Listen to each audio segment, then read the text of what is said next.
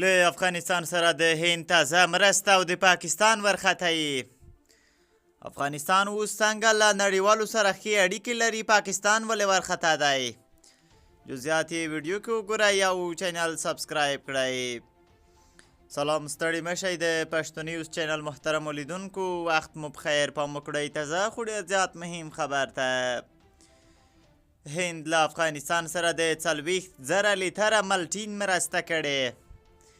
د کرنې، اوبو لګولو او مالدارۍ وزارت چارواکو خبر ورکړی چې د هندوستان د خلکو لخوا مرسته شوي 40,000 لیتره ملټین د ایران د چابهار بندر له لارې کابل ته راورسېدل او د یاد وزارت رهبرۍ ته سپارل شوي دي. ملټین د ملخانو د یرغل پر وړاندې په مبارزه کې کارول کیږي. د کرنې وزارت چارواکو ویلي چې دوی به یې د اړتیا په صورت کې د ملخانو د یرغل د مخنیوي په موخه د زیانمنو ولایتونو کې وکاروي. له افغان بزګرانو د هند لخوا د دغه مرستې ټولیز ارزښت باندې 40 میلیونه افغانیو ته رسیږي او شاوخوا د 80,000 هکتاره ځمکې لپاره بسنه کوي.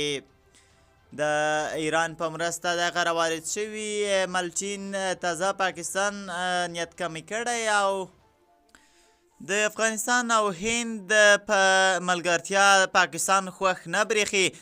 او مولانا فضل الرحمن ځینو سرچینو ویلي چې هغه هم له هیبت الله سره خبرو کې ویلي و چې له هند ملګرتیا باید لرې اوسي.